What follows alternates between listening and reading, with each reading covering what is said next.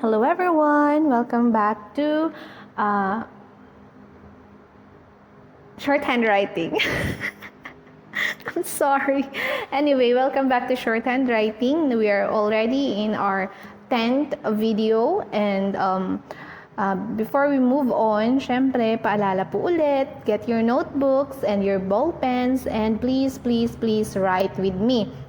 Tulad po nung sinabi ko the last time na kung bakit short lang yung ating discussion nung last video is because today or in this video we're going to learn another set of brief form derivatives and syempre brief form phrases. Medyo mahaba-haba po itong ating discussion ngayon. So, please have patience. Tsaka magsulat din po kayo. Okay? So, ano ulit yung brief form? Ang sabi natin the last time, brief form are words with unique stroke or is a word that is stroke in a single stroke. Or di ba? Brief form, brief, it's brief. Though it's a word, pero parang ang nagre-represent sa kanila is isang stroke lang. 1 or 2 strokes lamang. Okay, so yun yung brief form. Bakit tayo nagkaroon ng brief form? Kasi ito yung mga words na palagi ang ginagamit in English language. Kaya siya ginawan ni Greg ng unique na stroke para nang sa ganon mas mabilis siyang masulat. Okay? Kasi yun naman yung pinaka-point ng shorthand writing, di ba? To shorten the time consumed in writing para mas mabilis ang pagsulat. Okay? So, now let's start. Ito yung mga brief form words natin for today. So, when you say brief form words, yun yung mga words lang na nire-represent ng isang stroke. Okay? So, paano na naman ninyo ito ma-memorize? Paano ito ma-memorize? Siyempre, there's no other way than to practice writing. Para nang sa ganun, ma-familiarize kayo dun sa pagsusulat ng mga, tawag dito, mga brief forms na to. Okay? So, our first word is please ha, makisabay po kayo sa pagsusulat. Okay, so our words are is, his, yung mga magkakasama dyan, meaning they have the same strokes. Okay? So, you and your have the same stroke. Be, by have the same stroke. For, can, Mr, have, and good. Okay? Yun yung mga set of brief forms natin for this video. So, is and his are represented by the right S. Okay? Bakit ko sinasabing right S? Kasi meron po tayong left S. Okay? Meron tayong, ito po yung ating right S, paalala lang, and then this is our left S. Okay? So, ang is and his are represented by the right S. Okay? So, pag nakita ninyo yung separate na kuwit, na kama na ganyan, that is it's either is or his. Okay? So, paano mo na naman yan malalaman kung is or his? Siyempre, i-analyze mo yung sentence na itra-transcribe mo kung ano ba yung mas kailangan dun sa sentence. Is it is or is it his? Then, that would be the word that is being represented by this right S stroke. Okay? So, now we have your. Your is the downward hook. You and your are represented by the downward hook. Okay, so be and by. Be and by are represented by the B stroke. So, B stroke, maalala ninyo, meron tayong circle. This is our circle. And when you have it lengthwise, ang nandito is your right S, and then F, and then V. Ano yung difference? It's the length. Okay? So, dito naman, meron tayong the left S, P, and B. I'm sorry. So, this is B. Ano ang difference ulit dito? The length of the stroke. Okay? So, yan yung magiging guide natin. So, this is B. B and by are represented by the B stroke. Ito yung pinakamalaki, which is equivalent to the open parentheses. And then next is for. For is represented by the stroke of F. Yon, F. And then can is represented by the curve line, downward curve line na nasa middle. Okay, so to help you with pag-analyze ulit, or yung technique natin, yan, when you have the circle crosswise, ang ating mga strokes dito, diba yan? We have UU for the smallest, the K or the C. Siyempre, diba, in English language kasi C is either pronounced as K or S. Okay, so depende na yon kung anong sound yung ginamit. Pero dito kasi sa ating can, it's K. So, ayan, K. And then, yung pinakamalaki naman natin is the letter G. Dito naman sa baba, we have the soft O, and then R, and then the letter L. Okay? So, now let's move on to our next word, Mr. So, sa Mr, it's represented by M and the R. Okay? Ulitin natin. Parang, let's make this a little smaller. Masyado yatang malaki yung ating K. Okay, so, yung K, remember po yung K, yun po yung nasa middle, which means na mas malaki siya sa letter O, UU, pero mas maliit siya sa letter G. So, ayusin natin yung ating can. So, can is represented by the stroke of letter K. And then, Mr. is represented by the stroke M and R. Okay? Now, we have. So, itong have naman, nire-represent to ng letter V. So, nasan yung ating letter V? It's the closing parenthesis. So, ayan.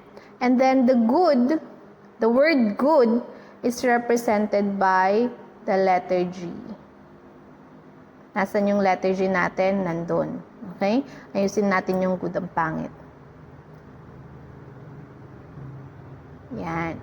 Okay, so this is our set of brief forms. So these are our brief forms. When you say brief forms, may sarili silang stroke. Okay, so these are our brief forms. These are the sets of our brief forms for this video. Okay, now review natin.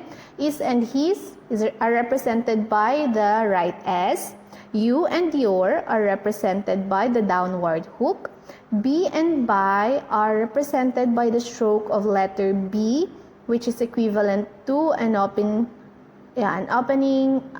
parenthesis. And then 4 is represented by F. Nandun. Yan. And then can is represented by the stroke of letter K. Mr. is represented by the strokes of M and R. Have is represented by the stroke of letter V, which is equivalent to the closing parenthesis. And lastly, good is represented by the the stroke of letter G. Okay, now we move on to our brief form derivatives. Ano naman ang mga brief form derivatives na tinatawag? Okay, so ito yung mga words kung saan yung ating mga brief forms ay makikita. Makikita mo sa mga words na to yung ating mga brief forms. Okay, for example, the word form. Meron tayong for kanina, di ba? Meron tayong brief form na for. Ngayon, ang word is form. Okay, nakikita ba ninyo? Example, itong believe. Meron tayong be kanina. Okay, di ba meron tayong brief form for the word be? Now, you can see the word be in the word believe. Okay, so kung naiintindihan po ninyo, yun po yung brief form derivatives na tinatawag. We derive words from our brief forms. Kaya siya tinawag na brief form derivative. Now, let's try form. Kaninang sabi natin, the word for is represented by the F stroke, di ba? So, ngayon, itong for na to, F na lang. And then we put M. Okay, so form, in strokes, ang tawag dito, stenography is written as like this, F and M. Kasi nga, yung 4 natin is only represented by the F stroke, and then we add the M stroke, kaya siya naging ganito. Now, when you say forms, pag forms naman ang i-stroke mo, you're going to need yung stroke ni 4, and then of course yung stroke ni M, and then yung stroke ni S. Okay, so ang ginamit natin is the left S. Bakit? Okay, kung sumusulat po kayo, try writing forms using the right F. O, diba? Alin ang mas madali? This would be easier to write kasi diretso lang dito yung pagsulat mo. Wala kang pause. Unlike dito, pag ito yung sinulat, nagkakaroon ka ng pause dun before going to S. Kaya siya nagiging, kumbaga dinidelay niya yung pagsusulat. Okay? So, kaya ito yung ginagamit, yung left S. Is, halos lahat yata ng hindi naman lahat, pero almost kapag ka nasa last yung S, and the stroke before the last S is tawag dito sleeping, or yan yung forward stroke na N and M. Kadalasan ang ginagamit na S is yung left S. Okay, at the end po ito, yan, at the end. Kung ang sinusundan na stroke ng last S natin is M and N, usually ang ginagamit po is left S. Okay, so, ayan. Now, we move on to inform. Now, kung maalala po ninyo, dun sa ating last brief form, meron tayong in. Or meron tayong, hindi naman siya brief form, pero may na-discuss po ako na, na ang nagre-represent ng word na in ay yung stroke ni N lamang. Okay, so itong in na to is represented by the stroke of letter N na sleeping line, ganyan. And then yung form, yung 4 na nire-represent ng F, and then the M. So ito yung magiging stroke ni inform. Ito yung stroke ni inform. So N, F, and M. Okay, so force. Next is the force. Force is 4 and S. Okay, walang pronunciation or walang sound na ginawa si E, kaya wala siyang stroke.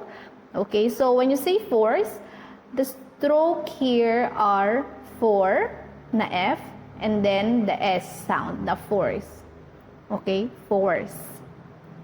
Force. So, ang ginamit natin na S is the right S. Okay, kasi bakit pupunta ka pa ba sa kabila? Pupunta ka pa ba sa kabila kung pwede namang dito na, di ba? Okay, so that's force. Now, forced. Okay, so ang number 1 rule natin in writing shorthand is you write what you hear. Now, when you say forced, though it's spelled as may ed sa last, pero pag pre-pronounce mo, hindi naman forced, hindi naman d, di ba? It's t. Therefore, ang isusulat mo is t, of course, yung stroke ni letter T. So, yung force natin, forced, F, and then the C, and then the T.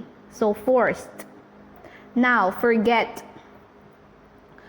The word for, which is represented by this stroke, and then get is G-E-T. So, ano yung stroke natin ng get? G, E, and T. So, this is the stroke for forget. Now, forgive. For, alam na natin yung stroke ni for. And then give. G-I-V. G, pero C. Okay. Forgive. Though it's G-I-V-E, pero yung pronunciation natin is short na E. Therefore, ang gagamitin natin na stroke is yung small circle, hindi yung I. Okay, reminder po, yung I is for the long I, na I mismo, like in line. I yon. Pero though it's I here, pero ang pronunciation natin is E, therefore, ang gagamitin natin is yung stroke for letter E na small circle. And then we add the stroke of letter V na closing parenthesis. So this is the stroke for forgive. Now afford.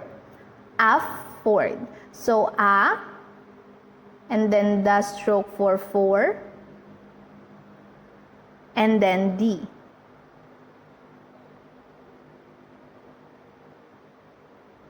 Okay? Yan.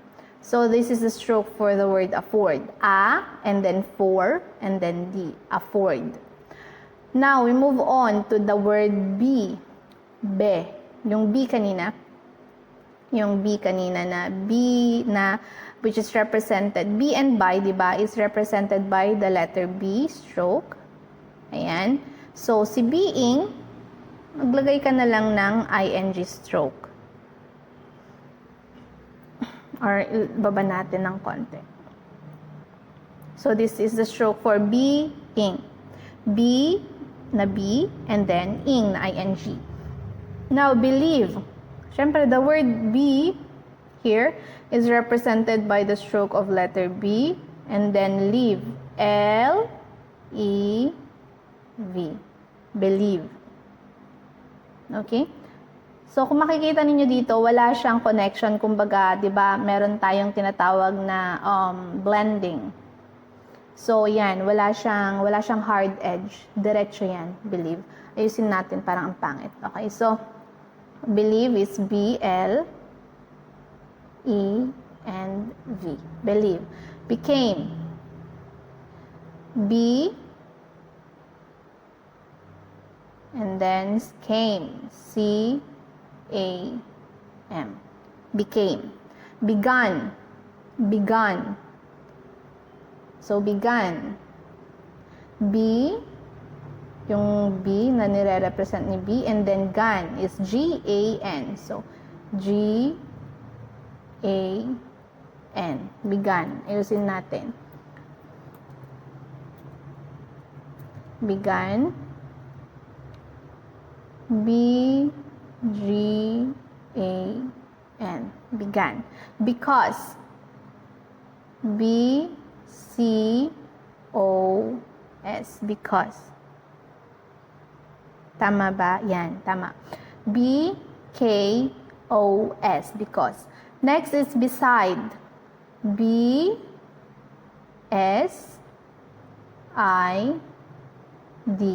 Beside. Oops, I'm sorry. Wrong. Beside. B-S-I-D.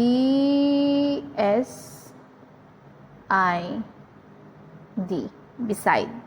Okay, so, ito yung B, ito yung S, and then the I, and then the D, beside. Lagyan natin ng para mas makita. B, S, I, D. Okay, now before.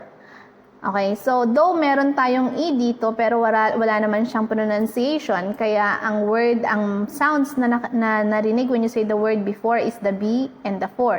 And then, di ba, meron tayong brief form for B, which is the letter B. And then, meron din tayong brief form for, which is letter F. Kaya, when you stroke the word before in shorthand writing, ang lalabas lang na stroke is the stroke for letter B and the letter F. Okay, so it's just like this. Ayan, so that's before. Di ba? Hanep. Yeah, yun yung before, okay? The B and the F, before. And then having. The word have, di ba, brief form natin yung have, which is represented by the stroke of letter V na yung closing parenthesis. And then ving, ing, is represented by the period. So this is the stroke for the word having. Now, goods. Goods, good is represented by the stroke of letter G and then yung S. Di ba? Cannot. Can is represented by the K stroke and the not is represented by the N stroke. Kaya ang magiging stroke ni cannot is can not. Okay, we're done with our brief form derivatives. Okay, so ano yung brief form derivatives? These are words that are derived from the brief form words. And ayan, na-present na dyan yung kanilang mga brief forms. And I hope you're writing. Please add this on your notebook or whichever that you're using, your paper, to write on in our discussions. Okay, so now after our brief form derivatives, we also have brief form phrases. Okay, ano naman itong mga brief form phrases? Ito yung mga phrases na binubuo ng mga brief form words. Okay, so let's start with the you. The you phrases. We have the you and your phrases. Okay, so ito yung mga you and your phrases. First is of you and of your.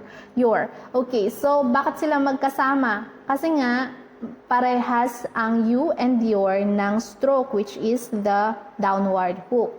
Kaya ngayon, magkasama sila. So, when you stroke of you and of your, the same yung stroke nila, which is yung of. Diba? Dun sa ating previous lessons, ang of is represented by the upward hook. And then the you and your is represented by the downward hook. Kaya ngayon, pag transcribe mo ang of and you, ang magiging stroke niyan is like this. So, this is of your.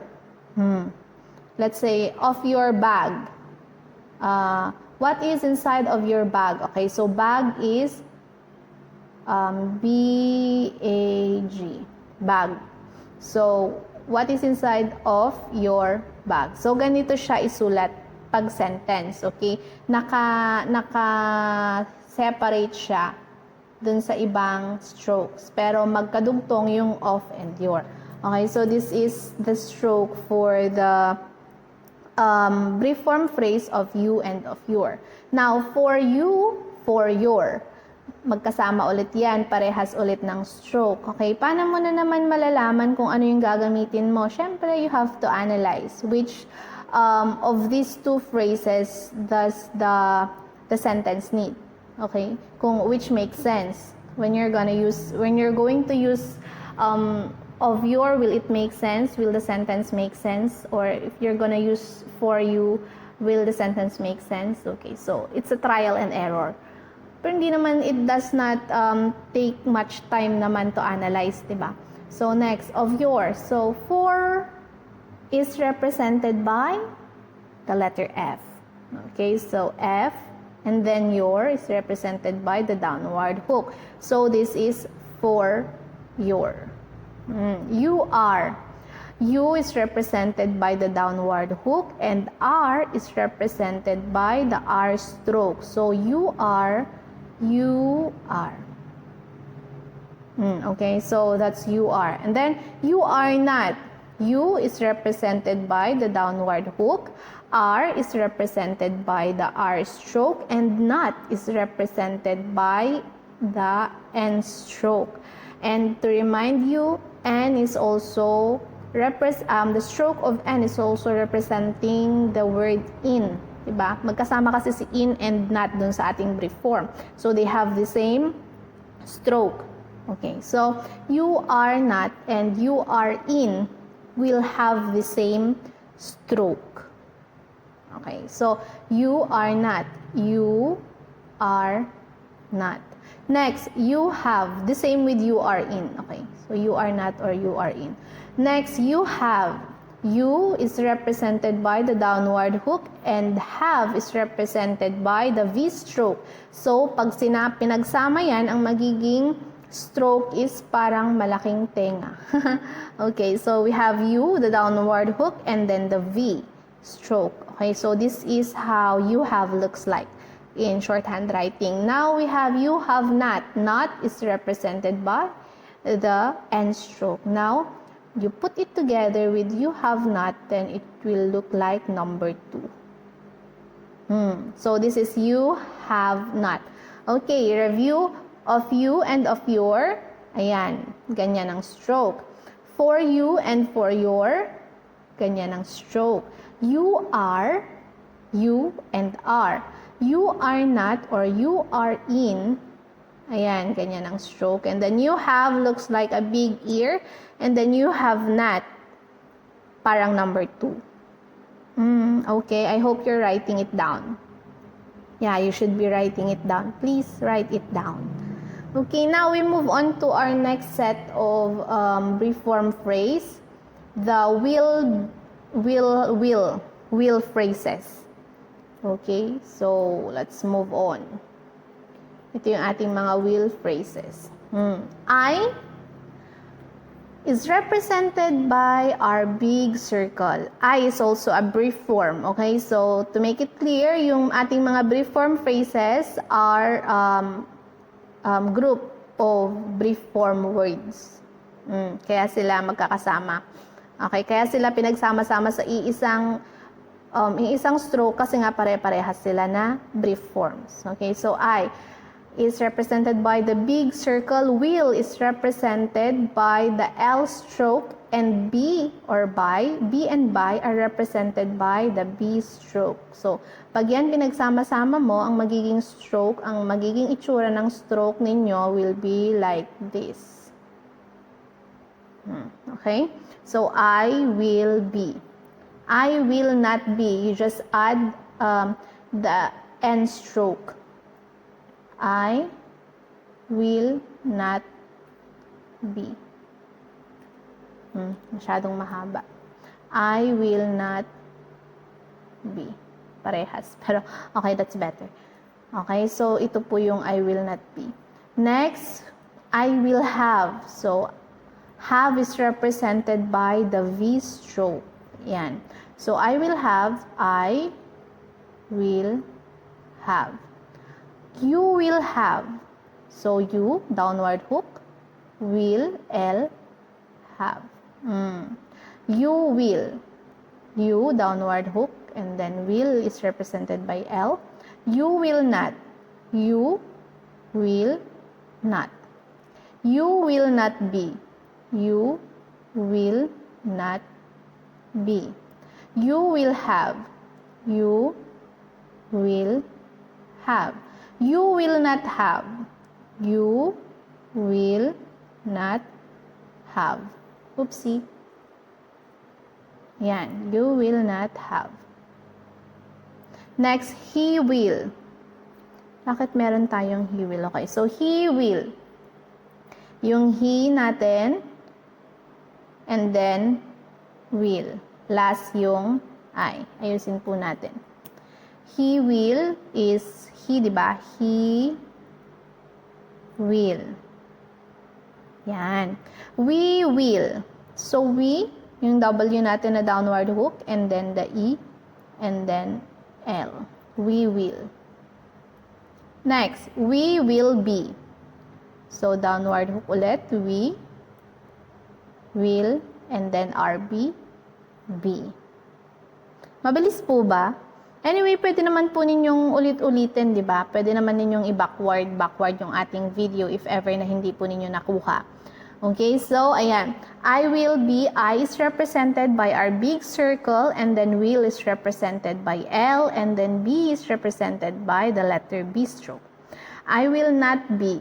Okay, so, andyan naman po yung ating mga strokes. You just, mag-backward na lang po kayo kung may mga hindi kayo na nasundan na mga strokes. Pwede naman po yan, di ba? Pwede namang ulit-ulitin. Okay, so, that's all for our will phrases. Now, let's move on to our would. Meron pa po tayong would phrases. Okay, so, our would phrases are ito. Okay, so, alam naman natin ulit na I is represented by the big circle and would is represented by our D. So, I would look like this. I would. I would be. I would be. Ulitin natin. I would be. Okay? I would not. I would not. You would. You would. You would be. You would be. You would not be. You would, and then not, and then be. You would have. You would and have. You would not have. You would not have. Okay, di ba? Paulit-ulit na lang, na-memorize na ninyo, na-familiarize na kayo dun sa mga strokes. Okay, so medyo madali-dali na lang siyang gawin. And I hope you're writing. Please write it down para ma-practice po natin yung ating mga kamay. Okay, so after our I would be, I would not, you would be, you would not be, you would have, and you would not have, these are our would phrases. Now, let's move on to our next. Meron pa pong sunod. Okay, so I can, these are the can phrases. Okay, can phrases, kasi nandito si can. Okay, I can. I is represented by our big circle. Can is represented by the K stroke. Now, put it together. I can. Okay? I can be. So, I, and then can, can, and then be. Ay, ulitin natin. I can be. I cannot. I cannot. I cannot be. I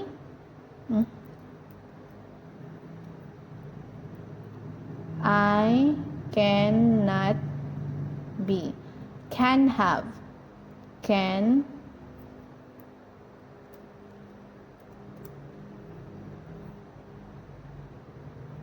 have. Okay, so you can have. You can have. You can. You can. You cannot. You cannot. So nakita ninyo, mas malaki yung can kesa yung you. Make sure that ganyan po ninyo siya isulat. Next, you can be. So you can be. You can be. Ayusin natin. Pangit. You can be. You cannot be. Cannot be. We can. We can. We cannot. We cannot. Okay, so ayan po yung ating I can phrases. I can be, I cannot be, can have, you cannot, you can be, cannot be, we can, and we cannot. So these are our can phrases. Now, last but not the least, another set of brief form phrases. Ito yung ating mga special phrases. Okay, so ito na. Tan, tan, tan. This is going to be our last for this discussion. It is. So, it is a brief form represented by the letter T stroke. Is represented by our S stroke. S, di ba? So, it is. Alam naman natin na is like that. Pero since it is, therefore, hindi siya yung right. Hindi natin gagamitin yung right S. It will be the left S that we're going to use. Kasi nga, it's easier to write it that way when doing the strokes. Okay? So, tignan ninyo. It is. Diba? Diretso lang. Not unlike kapag yung isa ang gagamitin mo. And aside from that, pangit pa siyang tignan. So, yan po yung brief form ng it is. The stroke for letter T and the stroke for letter for the left S. By the. Okay, by is the circle. I mean the open parentheses, and the. Ganyan yung TH natin. Curve, upward curve yung TH natin. Okay, by you. By and you. I have. I, the big circle, and then the have, V. Have not. Have and not na N. I have not. So, I have not. Okay, so that would be all for this video tutorial. That would be all for our video tutorial, or for this tutorial, for this discussion. Wahaha. Okay, so but before we go, but before I end, I would like to leave an activity na I hope na gagawin po ninyo on your own. Please copy yung word, okay, and then stroke po ninyo in longhand. Okay, I will give two I will be reading. I will be reading a book. Okay.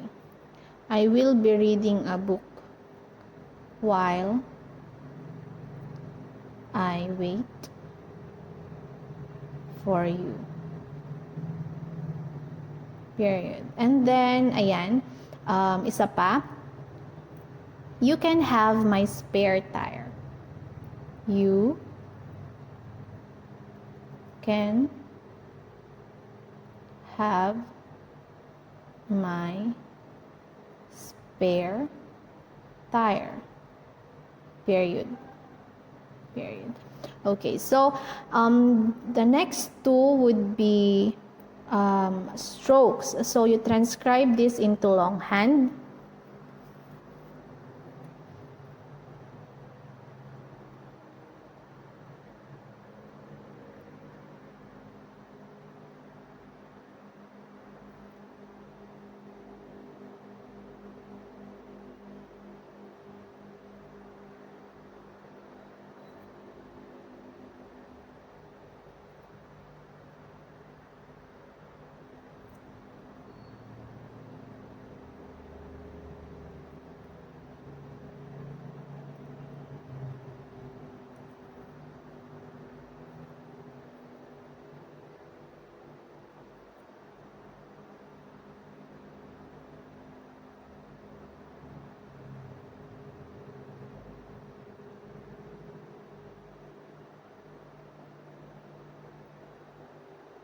Okay, so number 3, please transcribe it into longhand. Okay, so that would be all for this video. Meet you in our next video. Okay, so goodbye everyone. I hope that you have learned something and that you've been writing whatever I have been writing in this video. Nang sa ganon, ma-practice po natin yung inyong mga kamay. If you were not able to